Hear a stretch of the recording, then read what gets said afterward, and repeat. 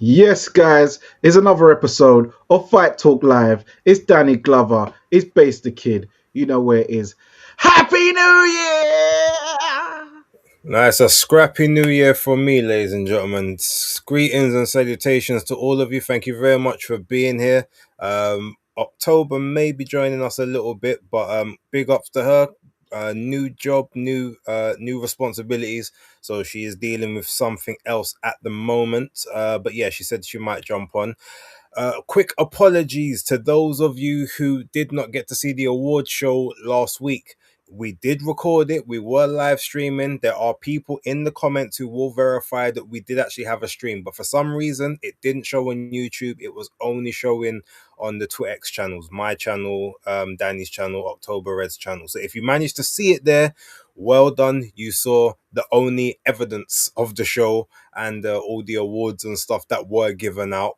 But yeah, I think what me and Danny will do for the people that weren't here last week and didn't actually get to see that, we're gonna cover those quick. We're gonna cover sort of those early categories now, and then we'll get into everything that's happened over sort of like the weekend just gone, everything that sort of led up, even sort of leading into the week that's about to commence, etc., etc.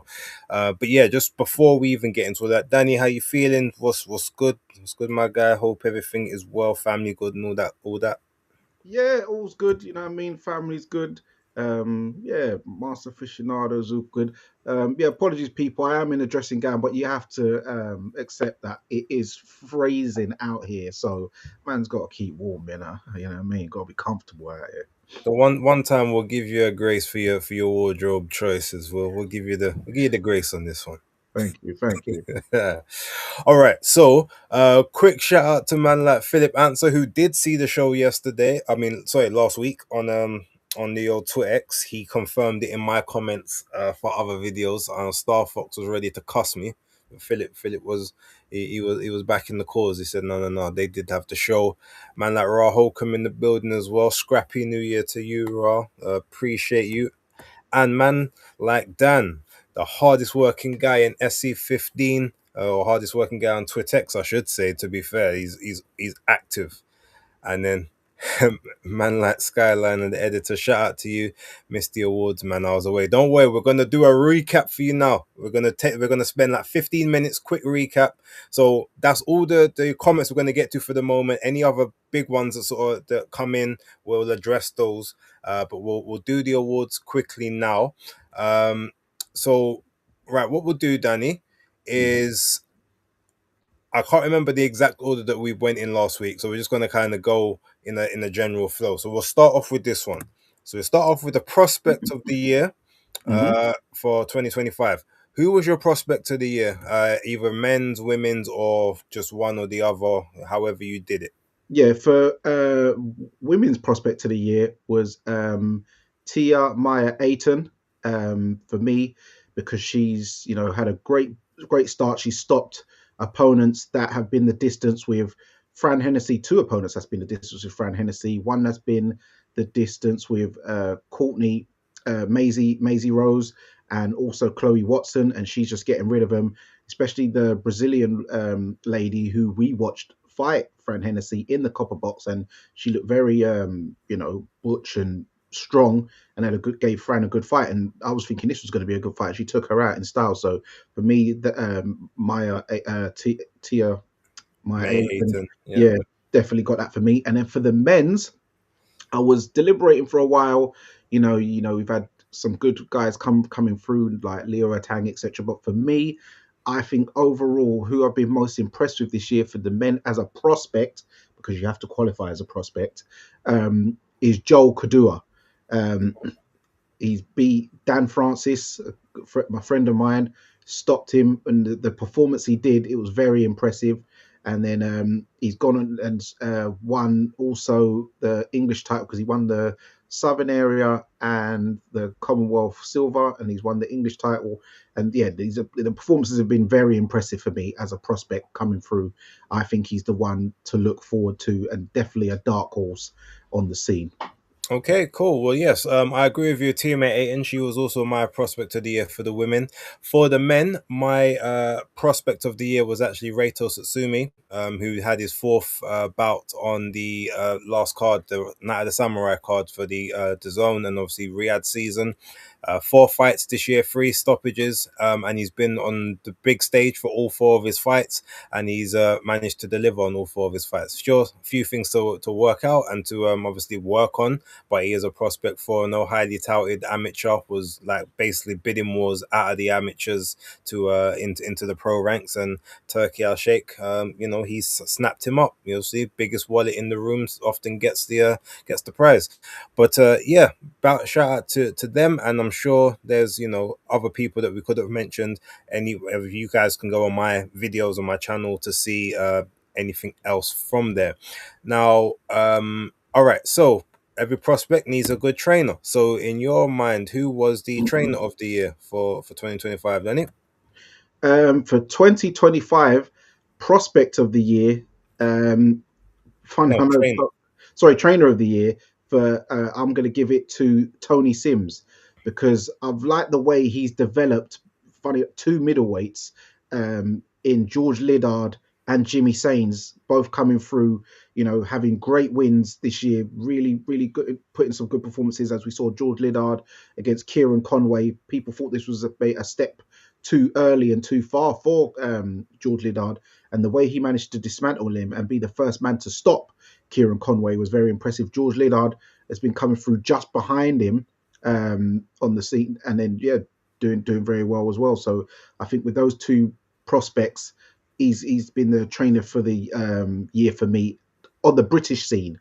Internationally, because I think you got to Oh kind no, no, of. no! We're only Oh, doing one. It's whoever's the trainer. You don't get oh, international in the oh, oh, British. okay. I didn't know we was just doing ones. No, we come on. We got to speed it up. So it's Okay, like whoever you think deserves it overall. yeah, It's not. Tony Sims. Tony Yeah. Sims for me. Okay, right. So mine, everyone who I didn't have a video on this one, so I was happy to talk about it last week. My trainer of the year was Shingo Inoue. He coached his son Noya to 4 Ring Magazine title victories this year, which is tying Larry Holmes since 1984. First time it's been done since then, which is an accomplishment. He also got his other son Takuma Inoue a world title. I believe it was the WBO championship against Tenshin Nasukawa, who was one of the most famous kickboxing champions, undefeated. The only person who's obviously beaten prior to Takuma Inoue was Floyd Mayweather in their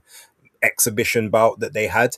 But obviously Tension was like a 115, 118 guy, and Floyd came in at 160. So it was never really going to be a fair fight in that sense.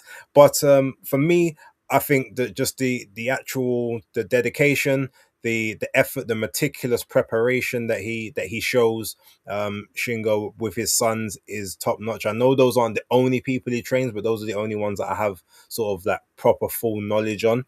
So yeah, I would give it to him. Robert Garcia was a strong candidate, also, but for me, I think that those. I think Shingo is definitely my trainer of the year. Oh Now, yeah, sorry. Also with Tony Sims managing to turn the year around. Definitely when you talk about 2025 for Craig Richards, as you know, 2024 didn't go too well, and this year he's managed to knock out Padraig McCrory, former IBO light heavyweight champion, in his backyard in Northern Ireland. Then knocked out Dan Aziz in Ghana, Africa. Also, obviously we've seen Conor Benn have two fights this year. Very impressive, stepping up a weight class against Eubank Jr. and then having the rematch and then winning the rematch, even though some circumstances, etc. And Johnny Fisher, I know, didn't really. He's just taken Johnny on. Didn't have the greatest beginning of the fight, but still managed to turn it round and get the job done. So yeah. well, look, a good trainer can inspire a very good comeback. So that's where we're gonna go next. Danny, for you, who for you was your comeback of the year? You can look at it in terms of a single fight, or you can look at it in terms of a fighter that maybe had a poor year prior and as was able to turn it around, towards this year or towards the back end of it. However you choose. I'm going to go with actual fight, just turning it around because for me, it has to go to Fabio Wardley versus Justice Hooney, because I remember sitting next to Denzel Bentley at Portman Road saying, "Like, come on, this is done now." Like next minute, boom, because I gave Wardley 1 round out of that, what, 10. I think I gave him the second round. Other than that, he was taking a hiding. Really, he was just eating shots. The body shots was getting to him. That he was just getting, just getting beaten to the punch and just eating a lot of shots. And he managed to pull it out, literally pull it out the bag. So I have to give it to him. Okay, well, we're in agreement. I don't need to say anything further on that. That was also mine. And I guess, oh, actually, no, I'm gonna, actually, no, I guess we can run into this because, sometimes, as you saw in that, one punch can change everything. And, a good comeback sometimes does happen by way of a devastating knockout. So, who or what was your knockout of the year? You can either do men and women, you can just do men, you can just do women, or you can just pick one of and say that was the best one. For you, what was your knockout of the year? Knockout of the year for me has to go to Craig Richards over Dan Aziz, the big left hook in the 12th round in Africa. Do you know what I mean? Yeah, the big left hook in Africa goes to Craig Richards. Okay, cool. Well, as I haven't done my video for that yet, I will not be mentioning that for now. But with a good knockout, sometimes it usually has to lead from a pretty good fight. So, Danny, in your opinion, what is the fight of the year or 2025? As I said, you can do men, you can do women, you can do both, you can just one overall. Your choice. Well, for I'm just going to go one overall that stood out for me, and we have to go back to the start of 2025. There were some strong candidates throughout the year, but for me, it has to go to Joshua Buatsi versus Callum Smith, which was funny enough which was the ribbon cutter on such an excellent card. Yeah, the back and forth, how both men never went down. Obviously, the quality of the exchanges and the fight. I know a lot of people would say Eubank Jr. and Conor Benn won, but that was more crash bang Wallach. I'm talking about there was a lot of technical side to it and more skill set to it. It was skilled violence. So that for me is why I give it to Callum Smith and Joshua Buatsi. Okay, fair enough. And I won't disagree with you. That was also mine. If you guys watch the videos, make sure you do. Okay. And a good fight, obviously, sometimes has to be, it has to be on a very good platform for people to be able to see it, for people to be able to take it in and understand exactly what is going on. So, with that being said, who was your broadcaster of the year for 2025? Broadcaster of the year. Um, I don't think there was much competition for me. I would give it to DAZN. Um, they've got a really good stronghold now with a lot of promoters um, promoting their shows on their channel. So I'd have to give it to DAZN. Okay, well, this is one that we actually differ in because my broadcaster of the year, and so was October Reds, it's Netflix. Netflix have put on the three biggest cards of the year in terms of numbers, in terms of metrics. Yes, it's a different playing field because their subscriber base is crazy. But when you look at the cards and the events that they put on, they took over the game and they made all casuals interested in what they were doing. Whereas the zone, even like their best cards this year weren't necessarily casual cards. The Netflix cards, look, you had Jake Paul versus Anthony Joshua to end the show, turned Anthony Joshua into a global megastar, even though he was a world megastar, but now he's global with the Americans now finally taking interest, especially the women. Mm-hmm. That alone has to get them that number one spot. But then if they also put on the biggest women's fight of the year, which was Katie Taylor versus Amanda Serrano 3. And they put on the most high stakes fight in boxing this year generally with Terence Crawford and Canelo Alvarez. So yeah, And they with may have, Jake and Tyson, huh? was Jake and That was Tyson? last year. Oh, okay. Oh. So yeah, so even though they may have only done three events this year, they were the three biggest events, and they were the events that people were talking about around the water cooler for a good week or two afterwards. So yeah, that's who I've given it to. Danny's given it to the zone. I can understand that. We're not going to have a debate about that. However, a good broadcaster, they need someone that can kind of talk up their events and talk up what is going on. So in that case, you need a strong promoter. So Danny, for 2025, who was your promoter of the year? Promoter of the year, I would say, goes to Frank Warren for me. Okay.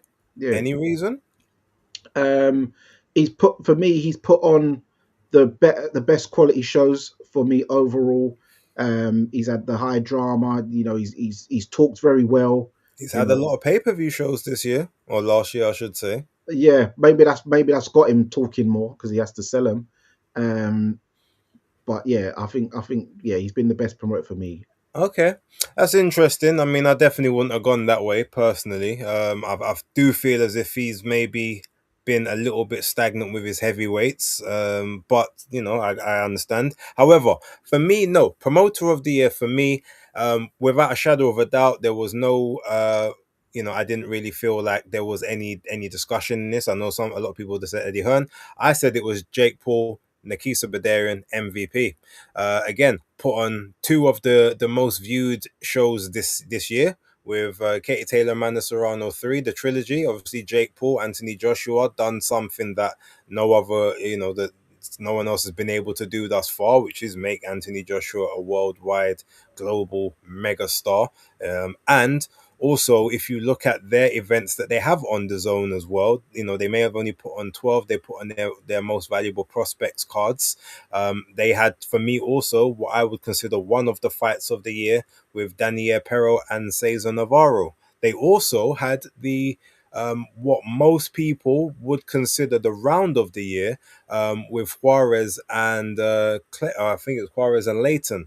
That crazy first round war where where both guys ended up getting slept at one point or another. Juarez gets knocked down brutally within the first minute, and then manages to avoid the referees stopping the fight, coming back and then knocking down Leighton 3 times, to then be stopped right at the end, just before the bell rings for the end of the first round. It was all on MVP shows, I so forgot they that was on his show. yeah, they got they've got the women out there doing big business at the moment. Yeah, they've obviously got they got the eyes on the divisions with Jake and his events, and obviously Jake. Let's not forget he also had his own event on the zone this year with Julio Cesar Chavez Jr. So yeah, for me, while Eddie's obviously always the most consistent, I feel like it was MVP that actually were the best in class or the best in show for this year Yeah. personally. Also, But shout out to Ra Hokum. I will say that also on a side note to the comeback of the year, if you're talking about career resurgence, I would give that to Troy Williamson to manage to turn his career right around and put it right back on track for the year as well. that's a very good it's a very very good shout. I'll give you that one. Um, Now with that, because obviously we you have the promoter, but every promoter needs someone that they can get behind, someone that they can talk up. So with that being said, every promoter needs a great fighter to promote. So for 2025, Danny, who is your male and female fighter of the year? My male fighter of the year is Naoya Inoue. Funny enough, that's Master Aficionado's Junior's favorite fighter. 4 fights this year, all high level. Even managed to get dropped in what was it in the fight in May? Cardenas. Yeah. Yeah, and come back and get the knockout. Activity for me, you don't get fighter of the year for fighting once. And yeah, Inu he's just been very consistent at a very high level for me, and he's just been doing the business. Had 2 fighters, one who people thought was ducking, basically kind of conceding defeat and not really even trying to win it, Akhmadaliev. And then you saw David Picasso really being very defensively responsible. So even though he's had 2 points victories, he's kind of put people in their place very early. Plus, he's got 2 knockout victories as well. So Inui for me. Okay, yep, I agree. I had a new A's myself for Fighter of the Year. It was actually close between him and Jesse Rodriguez. Um, Terrence was definitely in the running. I had him for my performance of the year, because it was the best performance of the year in my opinion, especially with all the odds quote unquote stacked against him. But I did knock points off for the only fighting once, even though maybe what he did in that one fight, you could say it was more impressive as an actual feat. But when it comes to the actual discipline of, staying in the gym, having to still push through when your body's tired and it needs that recuperation, and you're still going and you're fighting high level opposition. Okay, the first opponent maybe wasn't the greatest, but they were still, I believe, a top six or top seven guy in the WBO rankings when Sam Goodman fell out. So they Hmm. weren't, I'm sure they would have given other people problems. Fought two WBC mandatories, fought his WBA mandatory. He's managed to hold on to all his belts for another year again, equaling a record from Larry Holmes. There's not really much to criticize there at all. So yeah, I agree with you. Did you have a female fighter of the year, or did you not go that Yeah, route? yeah, I did. My female fighter of the year is Elif Nur Turhan.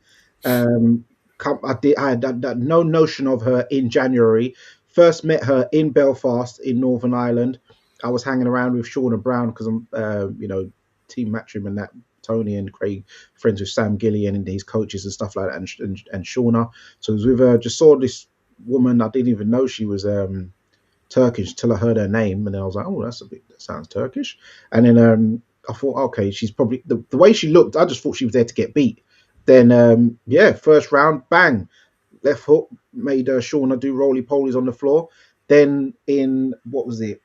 In August, she fought Rima Aida, the Olympian, knocked her out in France, and then we saw what happened with Beatrice Ferreira at the end of the year. So three great performances, a world champion now. So for me, yeah, that is the female fighter of the year. Fun enough, my performance of the year is a bit different to yours. I actually gave it to Dmitry Bivol over Artur Beterbiev for the rematch because he was losing it at first, and then the way he just went into some supersonic and just really started pulling out his whole arsenal of skills to turn it around and get the victory. I just thought that was an excellent performance, and it was an excellent fight as well. To be fair, Okay, interesting, interesting. With my female fighter of the year, I went with Shanika Johnson. Um, Elif was in my considerations. She didn't make my top three, but I was being a bit more critical and trying to work out, all right, who did something that was really, really significant. Now, yes, she did. She beat three undefeated fighters as the away fighter. I have to give her that. But two of them were unproven in terms of their levels.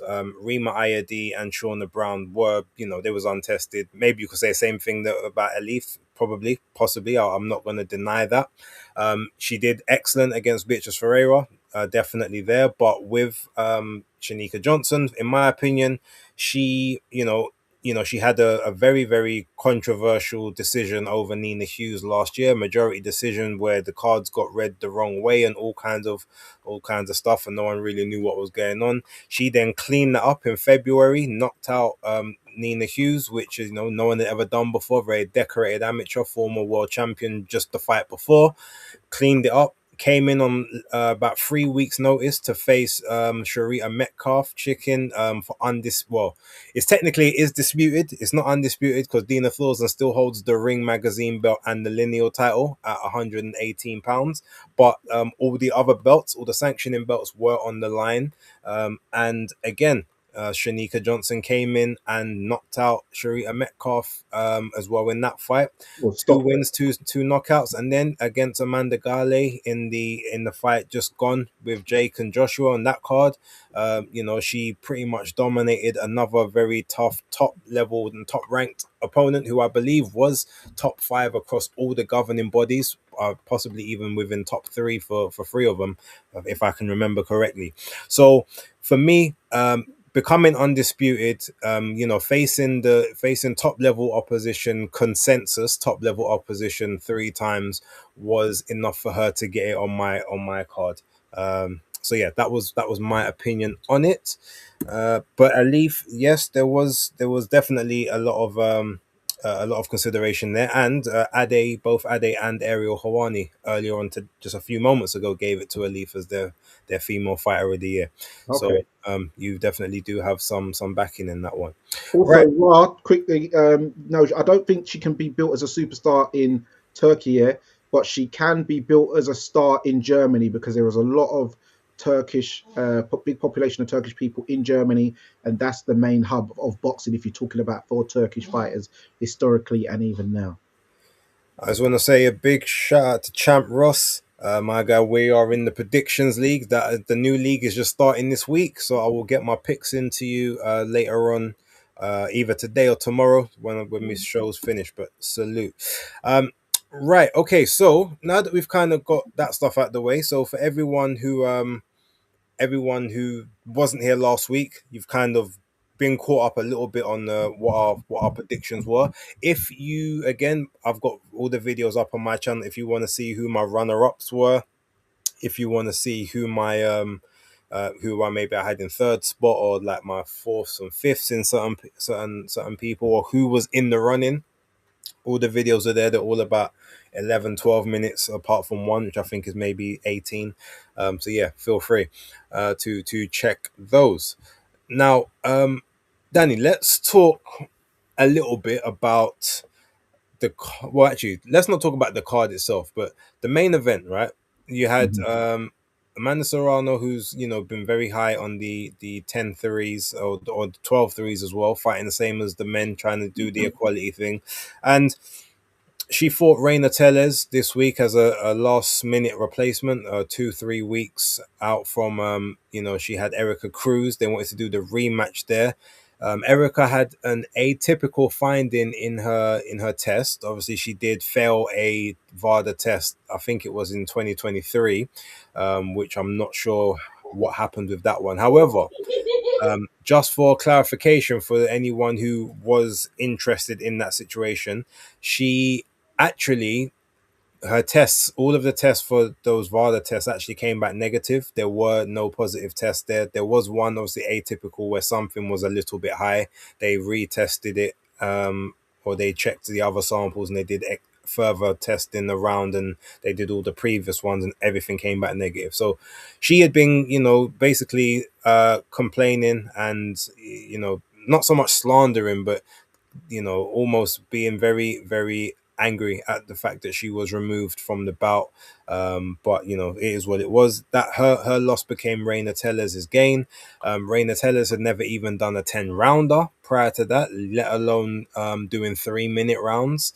And Amanda Serrano, for all the vaunted power that she's supposed to have, and now being back at the weight class that she says is her weight class, is where she feels the best, and she's happy that she's cutting weight again and not having to eat herself up to 140, was not able to get the stoppage on Reina, who was visibly gassed from about the fifth round on, but showed a tremendous heart and will.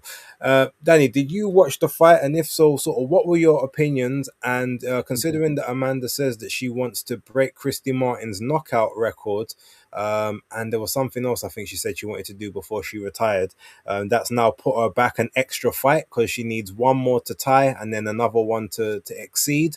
Mhm. What did you think of the fight if you watched it? Yeah, no, I watched it. Um, for me, so I saw that the Reina, she came in a little bit overweight, but she only had 2 weeks' notice, so we're not gonna, throw any blame on her for that. Um, but yeah, I think that Amanda Serrano, I don't know, for me, she's starting to possibly look a bit old in there, because and she's standing very upright, and Teles, she was coming in low. She landed some good catch counters, good jab. She managed to sort of swell up Amanda's eye quite badly, and she's had a good skill set for me from what I was watching of the fight. Yes, she didn't really have the energy reserves, but it'd have been interesting to see how that fight would have played out had she have had a full camp. And I've never even seen that Teles fight before, so that was a good showing by her. Amanda looked a bit slow. She was kind of falling a bit, just standing a bit too upright. didn't look like there was any real power in her shots. So I just think maybe she's getting a bit. Oh, what is she like? 37 now? Yeah.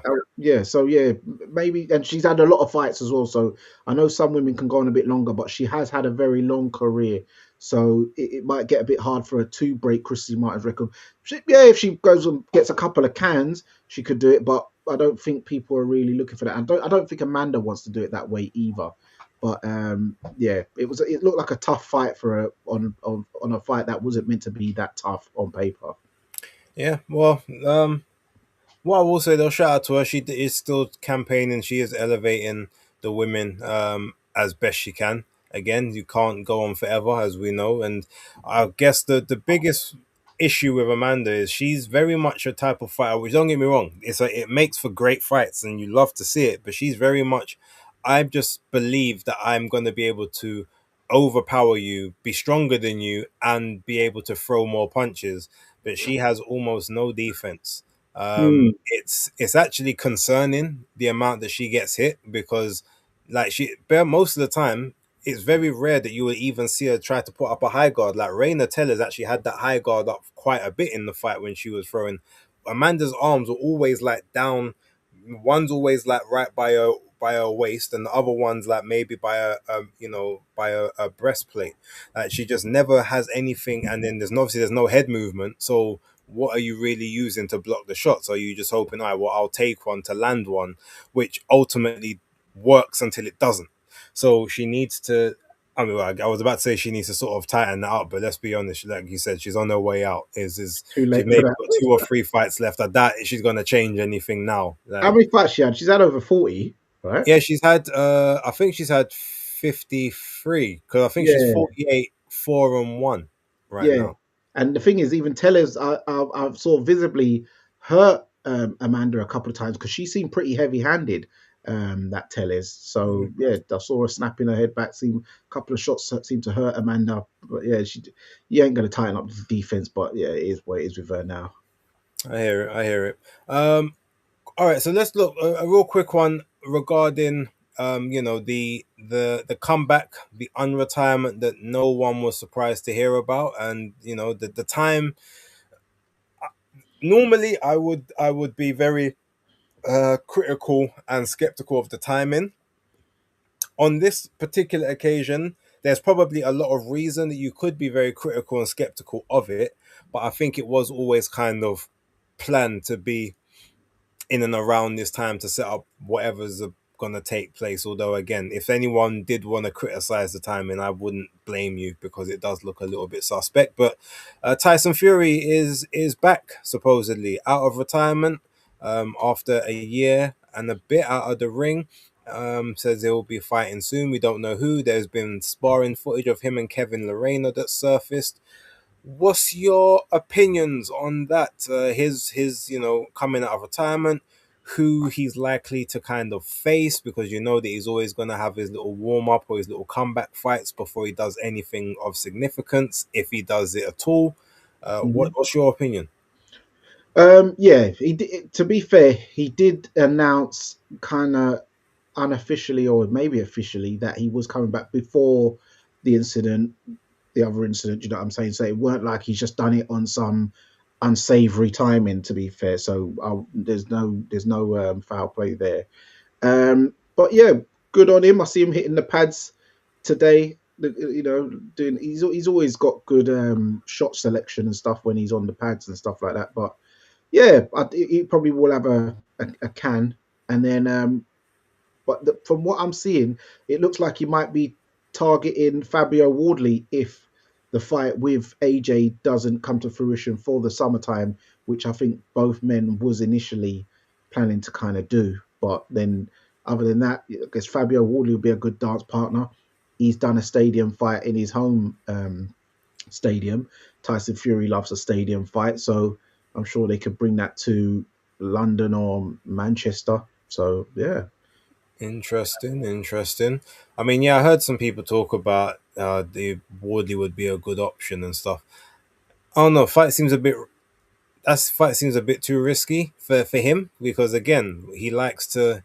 when has he ever come from a retirement or come from a hiatus and then taken on one of the top guys straight away? I don't think he's ever done that. So if he did, kudos to him. But being several years older, being multiple pounds over than where he should be, and all of that, being a bit slower probably. I don't know. It seems like it's not the usual Tyson play. But if he does take a Wardley fight, well done to him. I actually think that fight would be more problematic to him than some of the other fights that you could name, just because Wardley is still, for everything, very unorthodox in the way that he goes to throw punches. And when he goes into what I like to call off it mode, that's very hard to deal with. He swarms you, and it's very hard to sort of slip and slide and roll and be defensively responsible for every single wild shot that he's throwing. And again, we've seen him do the pirouette uppercut, like, so that, most guys ain't really prepared for that. All Michael Jackson Thriller and thing. Yeah, So it's them cobble punches. And the thing is also with Fury, as you said, he is older now, and his movement and lateral movement, slip and sliding, is not going to be as fluid and as fast and agile as it once was. And he always talks about young man's game and old men can't beat young men. And Wardley is several years younger than Fury, so yeah, almost 8. So, but hey, good luck to him if that's what he does decide to do. Yeah, my thoughts on it similar. Like, I don't really, that is the worst kept secret. Like, everyone, it was never really a retirement. Same reason why no one dropped him out of the rankings, even though, yeah, you have to wait a year for inactivity. But if you actually retire, like if you look, Terence Crawford is now actually out of all the rankings because he's made the formal retirement. But no one believed that with Fury, so he remained number ones and twos in wherever he was placed. But yeah, whatever he does will be interesting. We all know it was potentially leading to something else. We'll sort of get there in a moment. But what I do want to speak about this week, we've actually got quite a few. There's quite a few shows on. So I mean, look. First off, we do have Subriel Matias versus Dalton Smith taking place in the States. New York Barclays Center. It's in the Barclays Center, yep, and it's also on. I believe it's on pay. Is it on payperview.com? Yeah, it's on some kind of mad pay-per-view. Yeah, it's not with the Zone. Nothing to do with Matchroom, but obviously Dalton Smith. It was Fresh Promotions that won the bid. What is your thoughts on the fight? And if you have any early predictions, or please feel free if you're not planning on doing any other content around it. My thoughts on the fight. It is on paper actually a good fight. You've got Subriel Matias, who's a banger. You've got Dalton Smith, who is a pressure heavy hitter. But them charging 42 quid, I don't think anyone's going to buy it. It looks like ticket sales are not doing too well either, from what I've seen on the ticket thing.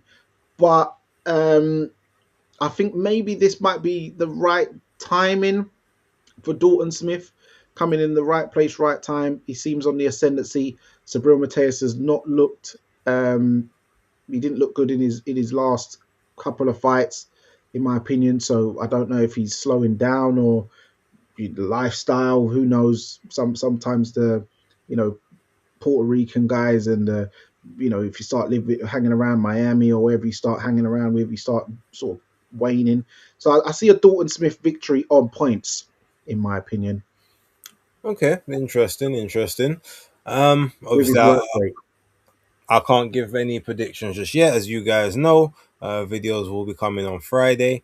But I am actually interested in the fight. It's not the only fight of this weekend though, and for the life of me, I'm struggling to remember what the other one was. Ajit Caballero versus That's it. Damian Naiba. Yeah, Damien Kaneba, that's the one. Yeah. I was about to thank you because I was about to say that I'm sure it was one over here on this side of the pond. Yes, Ajit Caballero in Germany, trying to revive the German market.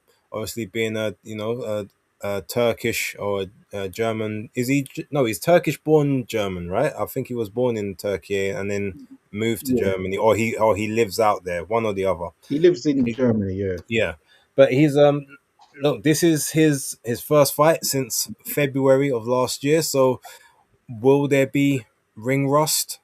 Who knows? That luckily he's always seems to be someone that he's not necessarily like Mr. Body Beautiful or anything like that, but he never seems to just be mad out of shape, and he's just a naturally strong, warrior type guy. So I feel like he's the type of person that will be. Yeah, sorry, Ra. Yes, I know he's Kurdish, but I sort of group a lot of the Kurdish people and the Turkish people kind of together. Maybe that's wrong. I shouldn't do that. But I know a lot of them have cross lineage. So, Yeah, um, he's Kurdish lineage, but born in Turkey, lives in Germany. okay, there we go. So his family were refugees from Iraq. Oh, interesting. Well, no, because it's a bit of a complex thing with the Kurdistan area. It's in around West Turkey, yeah, and then there's a bit of Iran and Iraq. So it's a circular motion. So they're actually located in three countries, the sector of Kurdistan. So, Right, but his family, from what I know, are from the Turkey part of the Kurdistan region, unofficial Kurdistan region. right. There we go. Yeah. Um, but yes, the one thing I did say this from last year, and I think I even said it a little bit towards the back end of 2023. But with Frank Warren having all of the heavyweights and monopolizing, is brilliant on one hand, but like you got to have the money to pay these guys because the heavyweight division is the one division whereby no one is fighting on the cheap or even fighting at their value, especially in this moment of money all over the place. And with that kind of being there, there's been loads of inactivity. You've got all these people that you should be able to make fights with. They should all be fighting two, three, sometimes possibly even four times a year. And most of them are being lucky to get out once in a 12-month span.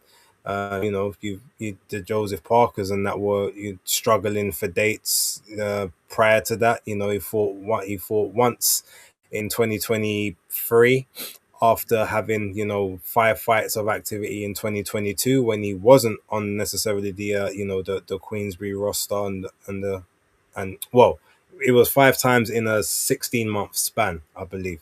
Mm. Yeah, so you get that. You got like Hergovich managed to get out twice. A lot of the sort of the lower level guys managed to kind of get out two times. I think one of them may have got out three, but generally speaking, all of the upper level guys were all out once in that 12-month span. It just wasn't really good enough. It wasn't good enough activity for them.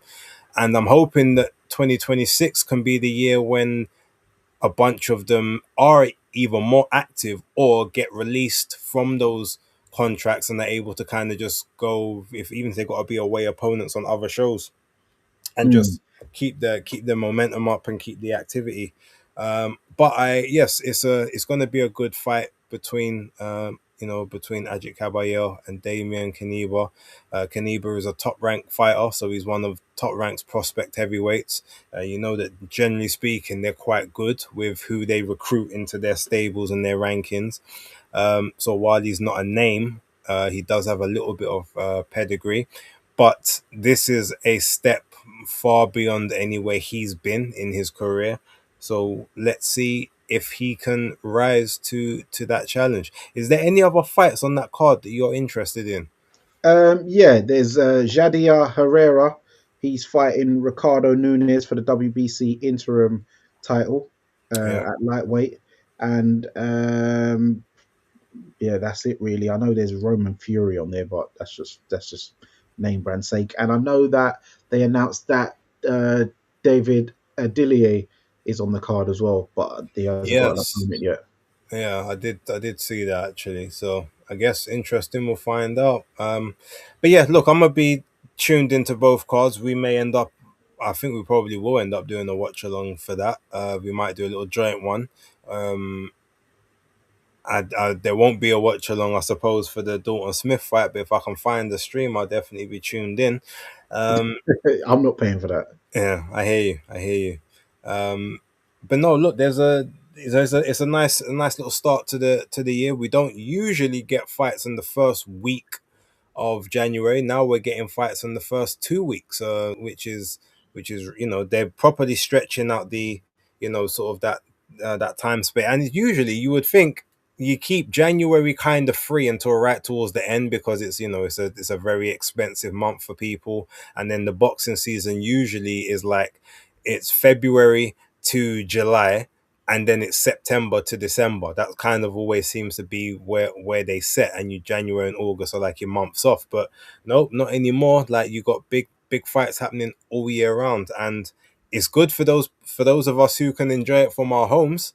But for the people that actually got to pay for tickets and stuff, and that's where it starts to get a little bit techie, because everyone who gets paid early in December knows that money's got to stretch an extra 3 weeks, 2 to 3 weeks at times. Some people ain't getting paid for 7 weeks. Yeah, It's a crazy one, and then yeah. the bills and everything goes up. It's uh, luckily for me, well, I'd say luckily, it's also unlucky that uh, I guess my current employer doesn't do that. They actually pay you on the last working day of the month, regardless of what month or what season it is. So if you're light before Christmas, you're in trouble. Okay, yeah. With mine, I get it. Mine's on the 10th, regardless. I remember about one point when I first started, they did used to do that, and then you had to wait 7 weeks. So then it does become beans on toast money. You see what I'm saying? So it's real out here. It's difficult, but no, I hear it. So a good week of boxing coming up. Decent, little decent event earlier on last weekend, just to sort of tide us over during that little period. We've seen, obviously, we will not kind of speak about the Joshua and the stuff that happened there. We all saw that. We kind of addressed it a little bit last week just to give well wishes. However, we only kind of highlighted that to say, obviously, he is now fortunately back safe and sound in the UK. He has posted up so that we do know he's well. Luckily, hasn't there's no visible visible injuries or anything that seems to be of an adverse nature. His two compatriots did have their funerals earlier. I think it was yesterday, actually. No, Which Sunday. was it, Sunday? Yeah. And that's quite that's very quick. It's a quick turnaround for most communities of color. You don't normally have funerals that quick. I know in Ireland they normally bury um their loved ones within 3 days of them passing, which is amazing personally, because we obviously got 9 nights and then all that sort of stuff. So more time than not, sometimes people ain't getting buried until like a month, 2 months later, sometimes even 3 months after they've passed. But Yeah. yeah, It's they a Muslim culture thing where they normally will bury them as quick as possible. I know in okay. places like Turkey and Northern Cyprus, you can be buried on the same day um, that you pass. So yeah, they try to do it as quick as possible. So I think with the Muslim community, that's why it was so quick. Okay, that fair enough. That makes sense. They must work similar to, like I said, the how the Irish people operate, and it's yeah. Obviously, we again, as we just said before, without getting into anything else, we send well wishes to everyone who was involved. Prayers to families of everyone who's long since passed, and yeah, love, guidance, and strength to both Anthony Joshua and his family and loved ones who obviously are there to comfort him in this time, but also the other families who are having to deal with, I guess, the ramifications and the aftermath of the tragedy. And pretty much that's all I'd like to say about it. Dan, if you've got anything you'd like to address, feel free. No, no. All right, cool.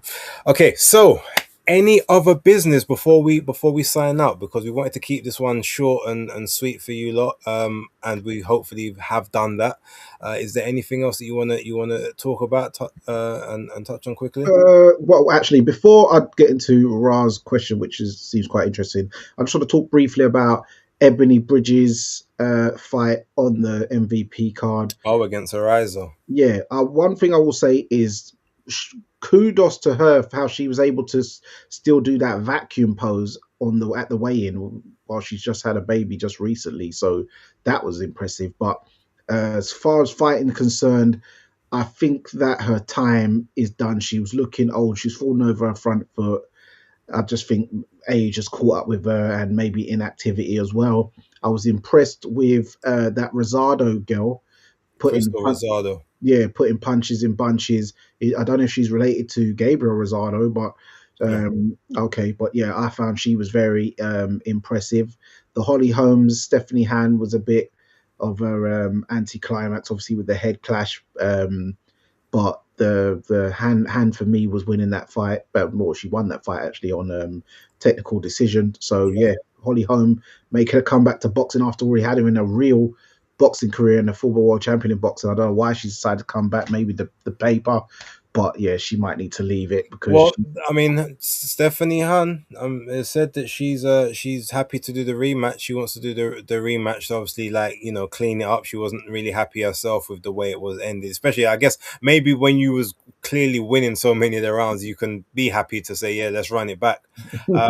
It would be about who makes the adjustments. I will say I don't think that cut, as I can understand, obviously because of where it is, like right on the forehead, and it's a place where the nerve is, and it can bleed quite a bit. It wasn't that bad. I don't no, it think weren't. it's necessary to stop the fight on that. There's been worse cuts, even in the women's fights. The fight where the very first fight where Shanika Johnson got the nasty cut above the eye was actually a lot deeper and a lot worse and a lot more dangerous than that hairline fracture that Stephanie Han got. That's where the WWE people used to, you know, do their nick themselves right there to get the blood for the color in their fights. So it's not as dangerous as was made out. Yeah, I think I don't know. I just have a feeling, and call me a conspiracy theorist. I'm not one generally, but I just got a feeling they wanted Holly to win, but they thought, okay, well, since she's not winning, we don't really need to see another 3 rounds of this. She's not going to get back into it. She's not. They're not close enough that she can turn it around. It doesn't like she's turning it around. This cut's a bit. Let's, you know, let's just get to the main event, because if we're in Puerto Rico, they all just want to see Amanda. That's who they came here for. That's Yeah, my opinion. As to why it was so easily called off when the cut wasn't that bad. But yeah, you know, the card itself, for what it was decent. Bomba Gonzalez beat oh crap, what's his name? The ex Matchroom guy, the Eddie. Oh, I forgot his name now. But he was one of the guys that he bought off for the Olympians. Someone in the chat will tell me. I know. I didn't see that fight. Yeah, it was the end. It was like the main event of the prelims. Oh well, But it okay. was, yeah, it was Bomba Gonzalez against oh, what is the guy's name? Philip, I know you're in the chat. Start typing. Come on, help us. Come on, Uh, Bomba Gonzalez. I'm trying to even look on BoxRec. What's it? Well, that's probably not even his real name, is it? nice. His first name is oh, what is his first name, Oh, man? Jonathan Gonzalez versus That's it, Jonathan Bomba Gonzalez against. Yeah, Yankiel Rivera That's it, Figueroa. Yankee Rivera. That's the fuck, because Yankee was like he was one of those highly touted guys from Matchroom when they were sort of trying to make the inroads into Puerto Rico, and then he had a couple of questionable fights, and I think he got released from his contract and he went over to MVP.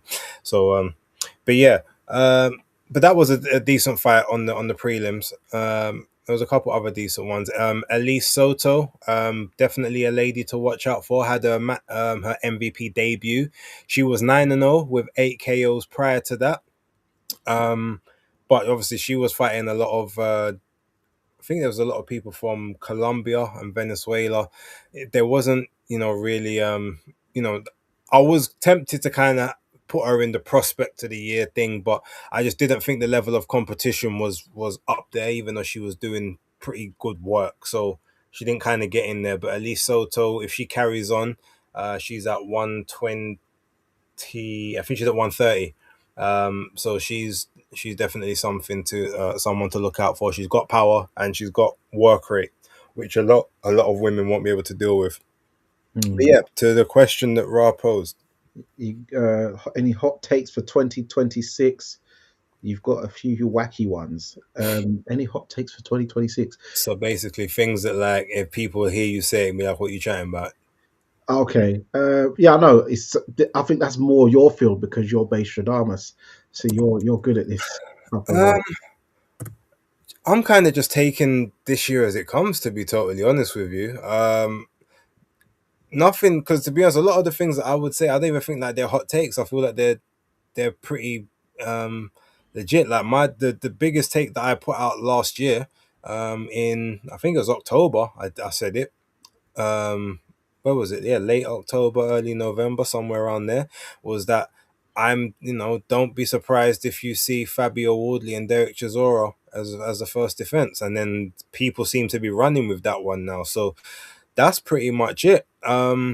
The only other take I would have, and that's if the fight happens. And again, I don't think it's a hot take, but I don't even need a basis picks to tell you that Anthony Joshua knocks out Tyson Fury if they fight.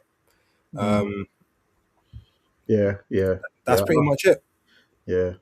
Um, yeah, I can't really, Well, hot take, I guess. I've got Junto Nakatani beating Noya Inoue. I've Okay, said this for a few years now, but I'll just say it here on record, just so it's here a bit more recent. okay, fair enough. Yeah, I think that's my only one. Ra says his one is that Wilder KOs Usyk and bam, split decisions in your way. Okay, All right. interesting. Well, we will. I guess we'll leave that one there for the people. Thank you all for tuning in to this quicker episode. Um, and he says he also, yeah, AJ KO's Fury. Then we get Wilder AJ finally. So after Usyk's had his way with him in the ring, then then AJ picks out the scraps. Of course, that's if he does carry on, and we'll see what happens with that. Danny, anything you want to say before we shoot off? Oh, just thank you for everyone for tuning and rocking with us at Fight Talk Live. Much appreciated. Thank you for joining us for the first show of the year. Shout out to October Red. She will be with us next week, for sure. So yeah, just be sure to subscribe to her channels. Be sure to subscribe to Base the Kid at the Hardcore Casual and B_A_S_E on Twittex, and yeah, Fight Fan TV, Fight Talk Live. Subscribe to it all, and yeah, see you next time. All right. So yeah, peace out, people. I know Danny likes to normally do his little sign off, but we're doing it a bit different this week. I'm signing us off because he's a little bit rusty. He's gonna get back into ring shape for next week when there's more of us here. But no, enjoy the rest of the week. Don't forget Capricorns are the best. That's undisputed, and we will catch you on the next one. So yeah, be safe, be well, eat good. That's the main thing, especially this month. You can't really do much in January, but eat good, and don't blow any of your New Year's resolutions yet, because I know how some of you stay. Peace.